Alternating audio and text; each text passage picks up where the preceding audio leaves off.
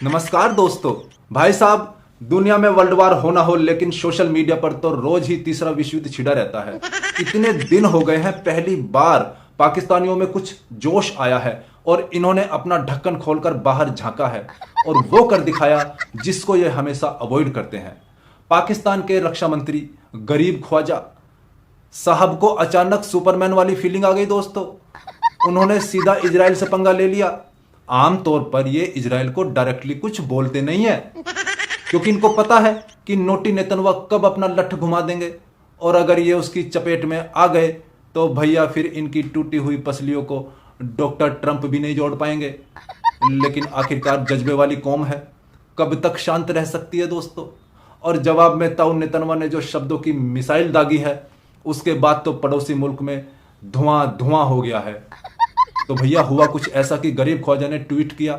अपने उस ट्वीट में इजराइल को क्या क्या नहीं कहा, कैंसर, अभिशाप, नरक की आग। मतलब भाई साहब, इतनी आग तो इनके एलपीजी सिलेंडर में भी नहीं है जितनी इन्होंने उस ट्वीट में उगल दी।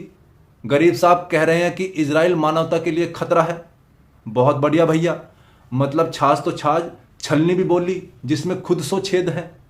तुम लोग तो बलूचिस्तान में, अफगानिस्तान में जो कांड कर रहे हो उसके बाद भी अपना मुंह खोलोगे, ऐसा सोचा नहीं था। लेकिन जैसे ही ताऊ नेतन्याहू ने ट्वीट पढ़ा, उन्होंने देखा होगा अरे ये तो पोरकी है, इसी का तो इंतजार था। बस तुरंत उनके विदेश मंत्रालय ने इसे सीधा एंटी सेमेटिज्म का टैग दे दिया।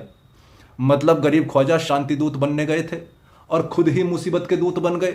हे पोरकियो, इधर तो आओ, एक बात बताओ, तुम्हें नोटी नेतन्याहू का ट्रैक रिकॉर्ड तो पता ही है ना कि वो बंदा सीधा पेजर और मिसाइल से बात करता है।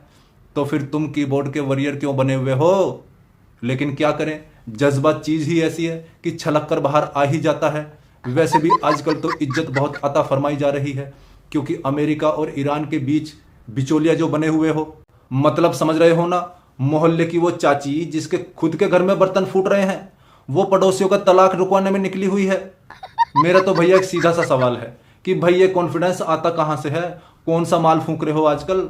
अरे इजराइल की टेक्नोलॉजी और पाकिस्तान की इकोनॉमी का मुकाबला वैसा ही है जैसे एक तरफ आईफोन 15 प्रो मैक्स और दूसरी तरफ वो कीबोर्ड वाला नोकिया का पुराना फोन जिसको दबा दबा के उंगली भी दर्द करने लगती है।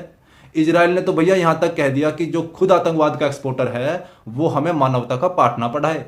अब बताओ भैया, इस बेइज्जती का बरनौल कहीं मिलेगा दुनिया में? लेकिन भैया ऐसा कोई दिन जिसमें ये अपनी बेइज्जती ना करवाएं, वो तो दिन ही वेस्ट हो जाता है पोरकियों के लिए। तो भैया अगर ये वीडियो पसंद आई हो तो एक लाइक ठोक दो, वरना ताऊ नेतन्याहू का लट्ठे तो देखा ही है ना, समझ जाओ। और अगर कुछ लिखने का मन कर रहा हो तो कमेंट का नजराना भी दे देना। मिलते हैं अगली वीडियो में। जय हिंद,